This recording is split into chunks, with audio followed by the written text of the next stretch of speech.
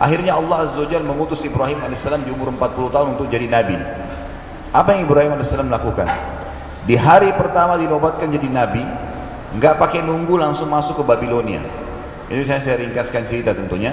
Nabi Ibrahim alaihissalam masuk. Nah, di Babilonia itu ada satu kuil besar sekali, kuil yang sangat besar. Di dalamnya banyak patung-patung yang Namrud suruh buat. Ada patung harimau, ada patung burung, macam-macam. Dan di tengah-tengah ruangan itu ada patungnya Namrud yang besar. Disuruhlah masyarakat Babilonia yang bisa ke istana sujud silakan, yang tidak silakan datang ke patung-patung itu. Kemudian mereka boleh memohon, umumnya lah mengajukan memberikan sesajen dan seterusnya. Kuil ini dijaga oleh satu orang, dan orang ini juga harus orang yang dianggap paling dekat sama Tuhan-Tuhan tadi, patung-patung ini. Jadi kalau ada masyarakat yang memberikan sesajen, memberikan kepada penjaga kuil ini, lalu kemudian penjaga kuil yang meletakkan di dekat ya patung-patung tersebut sesajen apa saja, makanan, hewan sembelihan, masakan, harta dan seterusnya.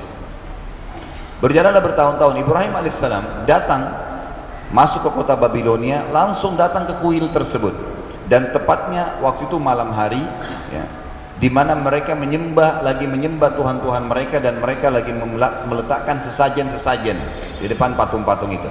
Kuilnya agak besar, ada jalan kotak di tengah-tengah yang orang bisa keliling minta kepada dewa-dewa yang mereka sudah tunjuk ini. Dewa hujan ada, dewa matahari ada, dewa ini, dewa itu, dewa macam-macam. Maka mereka berikan sesajen kepada penjaga kuil yang mengantar naik ke atas sebuah tembok yang agak tinggi. Untuk ke atas ada tangganya, diletakkanlah sesajen yang diberikan oleh orang-orang tersebut. Ibrahim alaihissalam datang di malam itu yang lagi rame-ramenya orang sembah patung-patung.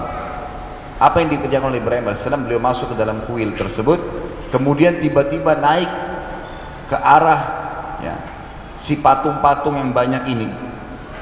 Dan pada saat itu mustahil ada satu masyarakat Babilonia yang berani mendekati patung, menyentuhnya itu bisa kualat. Itu sudah sebuah dogma, keyakinan pada saat itu. Maka yang terjadi teman-teman sekalian, Ibrahim alaihissalam naik dan orang semua kaget melihat ruangan yang sangat besar dikelilingi dengan patung-patung yang dianggap Tuhan. Di tengah-tengahnya itu ada patung Namrud. Ibrahim alaihissalam mulai naik, kemudian menaiki patung-patung yang ada di sekitar situ. Dan orang semua kaget melihat Ibrahim melakukan. Siapa orang ini? Nggak ada yang kenal, karena dia dari luar Babilonia. Kemudian dia tiba-tiba mengambil sebuah apel yang ada di situ, disajenkan. Diambil oleh Ibrahim alaihissalam, lalu kemudian Ibrahim menggigit apel itu. Bukan niat mau makan. Orang semua menyaksikan, ini berani benar orang ini. Mendekati Tuhan saja bisa kualat, apalagi mengambil sesajennya gitu kan. Maka Ibrahim alaihissalam ambil apel itu, kemudian digigit depan mereka, sengaja. Lalu Ibrahim alaihissalam menghadap ke patung itu sambil berkata, "Wahai yang dianggap Tuhannya masyarakat Babilonia, saya mengambil apelmu. Apa kau tidak marah?" Kira-kira patung nyaut nggak? Nggak ada sautan. Tapi Ibrahim sengaja, ini keyakinan sudah 40 tahun berjalan. Kata Ibrahim alaihissalam kedua kali, "Wahai yang dianggap Tuhan oleh masyarakat Babilonia," dilihat patung itu, "apa kau tidak marah saya ambil apelmu?" Nggak ada sautan pastinya. Yang ketiga kali, "Wahai yang dianggap Tuhan oleh masyarakat Babilonia, apakah kau tidak marah saya makan apelmu?" Nggak ada sautan. Ibrahim alaihissalam melakukan perilaku yang lebih dari itu. Apel yang tadi dipegang dilempar ke wajahnya patung itu. Apelnya jatuh. Kita sudah tahu secara akal sehat, mana bisa patungnya marah gitu. Dilempar apel kena wajahnya, jatuh lagi. Tapi orang-orang yang sudah meyakini ini punya kelebihan, itu ketakutan. Kata Ibrahim alaihissalam, "Wahai Tuhannya Babilonia, kau nggak bisa lawan saya. Saya sudah makan apelmu, saya lempar lagi ke wajahmu." Tentu ada, kira-kira patung bisa nyaut, bisa melawan. Tapi itu banyak keyakinan orang seperti itu. Kalau patung itu luar biasa bagi mereka. Maka yang terjadi, Ibrahim alaihissalam ulangi sampai 3 kali. "Apa kau tidak bisa lawan saya? Apa kau tidak bisa lawan saya?" Terus 3 kali. Nggak ada sautan tentunya. Lalu Ibrahim alaihissalam mengatakan, "Kau tidak layak jadi Tuhan. Pindah ke patung sebelahnya. Kan Tuhannya banyak nih. Dewa-dewanya banyak. Patung sebelah lagi sama. Diambil, dilemparin lagi. Kau juga nggak bisa marah, pindah ke sebelah. Kau juga nggak bisa marah, dikelilingi semua patung-patung itu. Termasuk patungnya Namrud. Orang-orang Babilonia semua diam. Ibrahim ini keliling mutar kayak huruf U gitu ke ruangan kuil itu sampai terakhir, patung yang paling terakhir. Lalu Ibrahim alaihissalam balik menghadap mereka sambil berkata, wahai masyarakat Babilonia, apa yang kalian sembah ini? Patung-patung yang kalian buat dengan tangan-tangan kalian. Tuhan kalian dan Tuhan saya Allah yang menciptakan langit dan bumi ini. Orang-orang Babilonia ini tengah-tengah masih bingung, ini apa sebenarnya? Tuhan dikatakan Allah, tapi di mana Allah itu? Mereka masih diam. Kata Ibrahim alaihissalam, kalau kalian tidak mau beriman kepada Tuhan Allah, maka saya akan melakukan tipu muslihat, ya, satu kegiatan, gerakan untuk Tuhan-Tuhan kalian nih. Karena tadi sudah dilempar apel, kalian masih yakin itu Tuhan, baik, saya akan lakukan yang lebih besar dari itu. Masyarakat Babilonia belum tangkap Ibrahim mau buat apa nih. Tapi mereka sudah sangat takut dengan Ibrahim, karena mereka anggap Ibrahim ini pasti punya ilmu yang hebat. Kenapa bisa Tuhan dilawan gitu.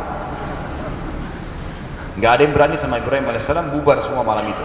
Penjaga kuil menjaga di situ. Ibrahim alaihissalam pulang, keluar, nyari kampak. Kembali lagi, semua patung itu dibelah, kepalanya dipotong, tangannya dipotong sama Ibrahim alaihissalam. Semua dirusakin, patung-patung itu kecuali patungnya Namrud. Lalu patung-patung yang kecil ini kepalanya ditaruh di patungnya Namrud, tangannya, kakinya, sudah hancur berantakan semuanya. Penjaga kuil lihat, tapi dia nggak berani tahan. Ini Ibrahim gila. Luar biasa beraninya pada Tuhan-Tuhan. Tuhan dihancurin gitu kan. Maka yang terjadi, berantakan semua di lantai, kotoran, debu-debu, batu dan segalanya, kecuali patungnya Namrud. Dan di patung Namrud ini penuh dengan kepala patung-patung kecil itu semua. Lalu oleh Ibrahim alaihissalam, kampaknya ditaruh di tangannya patungnya Namrud. Udah, Ibrahim alaihissalam pergi. Besok pagi mereka mau sembah lagi Tuhan-Tuhan mereka. Lihat sudah berantakan semua. Mereka bilang, siapa yang melakukan ini? Kata penjaga kuil, tuh tadi malam anak yang bernama Ibrahim tuh. Panggil dia, dipanggil. Wahai Ibrahim, apa kau lakukan ini pada Tuhan-Tuhan kami? Ini semua Allah ceritakan dalam surah Ibrahim dan surah Anbiya ada disebutkan. Kata Allah, kata mereka, apakah kau kerjakan ini? Kau lakukan ini pada Tuhan kami? Kata Ibrahim, yang pegang kampak itu siapa? Kok nanya saya? Itu kan yang besar tuh yang pegang kampak, tanya dia. Kalau dia bisa ngomong gitu kan. Maka dengan cara ini masyarakat Babilonia jadi bingung. Itu benar nih, Tuhan kita dihina seperti ini dan tidak bisa melawan. Kata Ibrahim, ini semua dusta, ini makhluk, Tuhan kalian Allah. Ada satu orang rupanya masih tetap dengan keyakinannya bilang, kita harus lapor kepada Tuhan kita yang besar, Namrud. Kata Ibrahim, nggak usah lapor, saya ke sana. Ibrahim alaihissalam langsung ke sana. Pagi-pagi itu istananya Namrud ini setiap pagi penuh orang masuk. Orang-orang masuk, orang masuk untuk sujud saja, sujud, memohon-mohon gitu kan. Jadi nanti kalau orang bilang, wahai Namrud saya lapar, dikasih makanan. Wahai Namrud saya butuh ini, dikasih, dibantu. Karena bantuan-bantuan seperti ini orang akui dia sebagai Tuhan gitu. Waktu orang semua pada masuk, ramai sekali. Begitu Namrud duduk di singgasananya, semua sujud kecuali Ibrahim. Ibrahim gak sujud. Namrud kaget, 40 tahun ngaku Tuhan, tidak pernah ada orang yang nolak sujud sama dia. Baru kali ini dia tanya, siapa kamu ini? Kok berani benar kau tidak sujud? Ibrahim alaihissalam nabi dan memang diperintahkan untuk membantah ketuhannya Namrud. Kata Ibrahim apa? Orang semua dengar nih di singgasana, di istananya Namrud. Jadi ini penghinaan bagi dia gitu. Wahai Namrud, kata Ibrahim, bukan lagi dipanggil raja, bukan dipanggil Tuhan, dipanggil namanya. Wahai Namrud, dari mana kau mengaku Tuhan? Kamu ini manusia biasa seperti saya. Kamu punya dua mata, saya punya dua mata. Kamu punya dua kaki, dua tangan, saya juga sama. Kamu juga lahir dari rahim seorang wanita. Bayi, anak-anak, remaja, tua, mati. Kamu akan mati. Yang menghidupkan dan menciptakan semua ini adalah Allah. Allah menghidupkan dan mematikan. Waktu itu orang semua dengar. Namrud pun kaget, belum pernah ada orang yang melakukan seperti ini, membantah ketuhanannya. Tapi Namrud tidak ingin dikalah, ya, tanda kutip, dia anggap kalau dia marah berarti dia kalah gitu kan. Dia nggak mau tunjukin, dia bilang sama Ibrahim, wahai Ibrahim, kalau kau ngaku Tuhanmu itu bisa menghidupkan dan mematikan, saya juga bisa. Kata si Namrud, mau bukti? Kata Ibrahim, iya saya mau bukti. Mana buktinya? Lalu kata Namrud kepada salah satu prajuritnya, tangkap dua orang yang lewat depan istana, siapa saja, tangkap. Ditangkap ada dua laki-laki lewat. Kata Namrud, bunuh yang satu biarkan pergi, kasih hadiah apapun yang dia mau. Kata Namrud, lihat saya mematikan dan saya menghidupkan. Jadi dia mau bicara dengan akal manusianya. Ini kebodohan ya. Orang yang dibiarkan pergi sudah hidup sebelumnya. Mana itu? Di mana dia bilang dia menghidupkan? Orang yang ditusuk sunnatullah, sistem yang Allah ciptakan pasti mati kalau ditusuk gitu ya. Tapi begitulah. Jibril alaihissalam datang kepada Ibrahim, ini orang tetap ngotot nih. Kalau kamu kasih contoh-contoh di bumi, dia akan cari terus jalan. Kasih contoh di langit. Kata Ibrahim alaihissalam, baiklah. Kalau begitu, Tuhanku dan Tuhanmu Allah setiap hari menerbitkan matahari dari timur, menerbenamkan di barat. Apa kau bisa? Matahari sekarang di langit, ini tiap hari terbit, tiap hari terbenam. Istilah saja ini ya. Matahari sebenarnya tidak terbit, tidak terbenam. Dia tetap di situ. Bumi yang memutari gitu kan.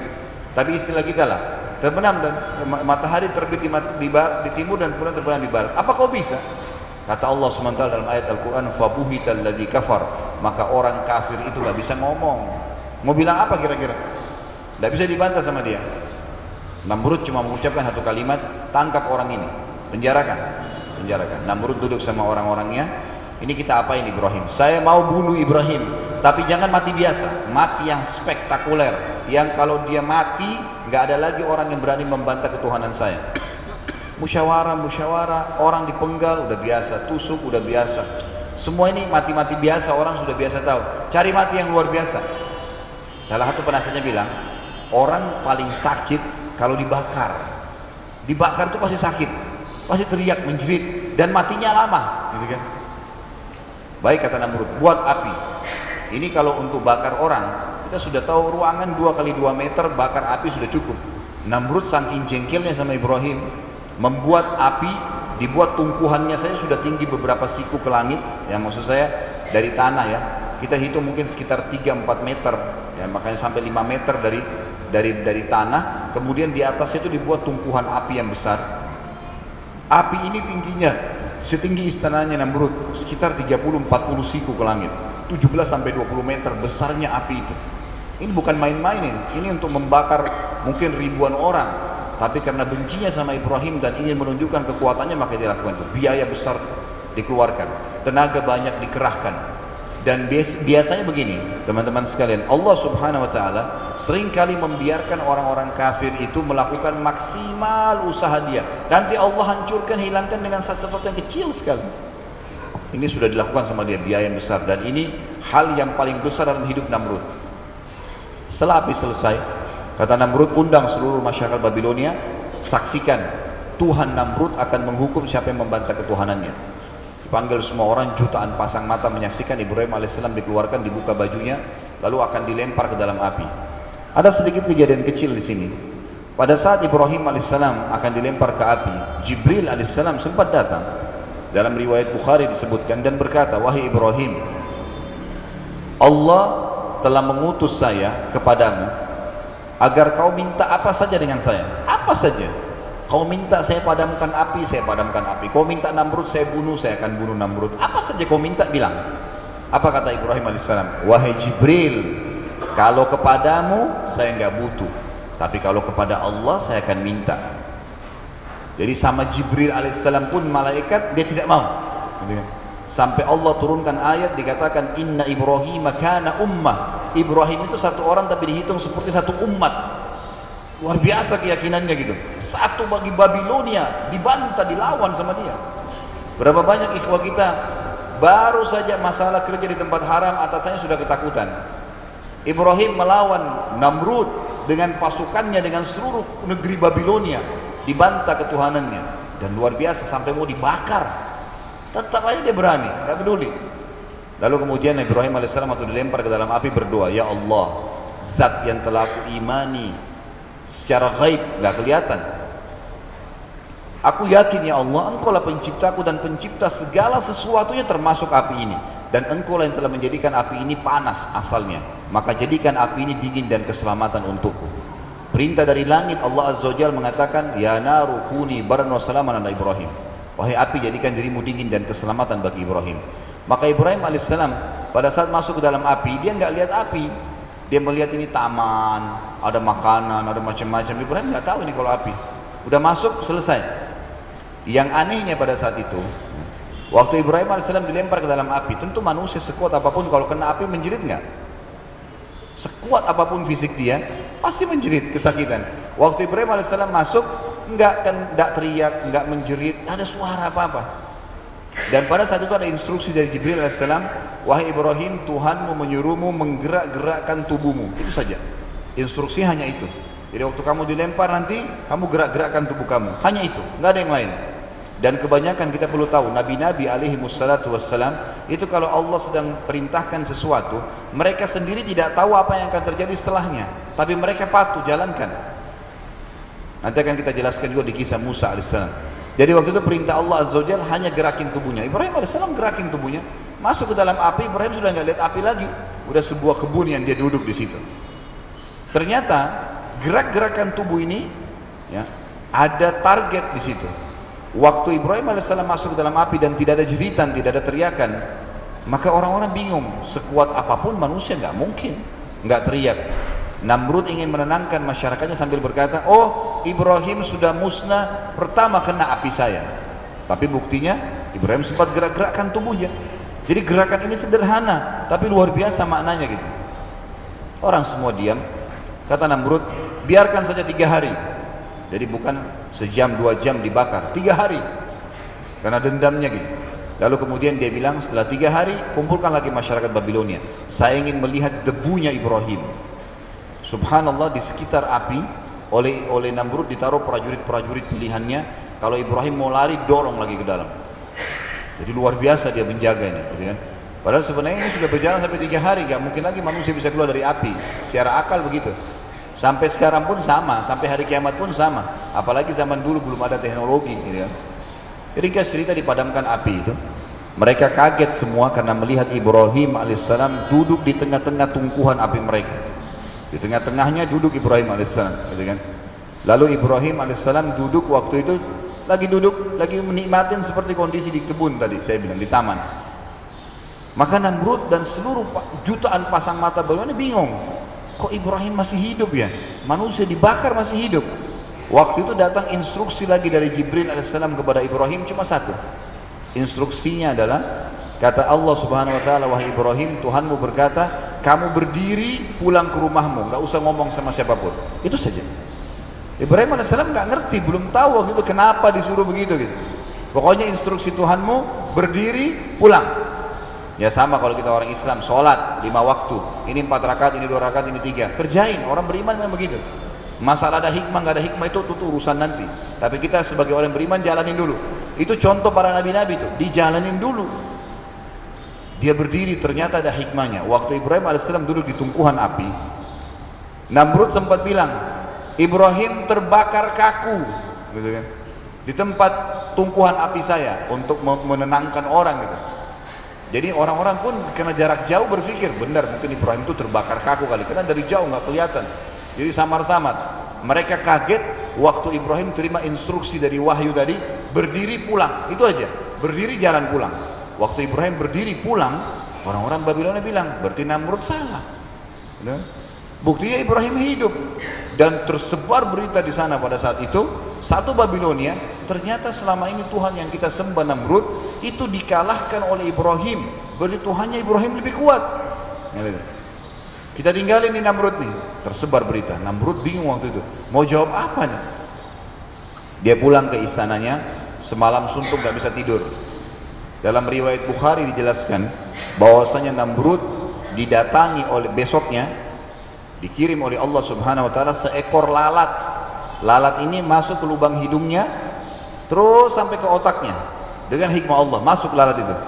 Kesakitan Namrud, teriak-teriak, dipukul-pukul, lalatnya nggak keluar. Kesakitan. Kira-kira teman-teman sekalian, seekor lalat bisa dilawan sama sebilah pedang yang tajam? Hah? Bisa dilawan dengan 1 juta prajurit? Lalat kecil masuk, dia siksa, niat menyiksa Ibrahim 3 hari di api, Allah siksa 3 hari lalat di hidungnya. Dipukul-pukul, teriak-teriak, gak bisa. 3 hari gak makan, gak minum, gak tidur, gak bisa apa-apa. Hari ketiga tergeletak, meninggal dunia. Namrud mati. Waktu dia tergeletak mati, subhanallah, dikelilingi oleh orang-orang yang sekitarnya, pembesar-pembesarnya gitu.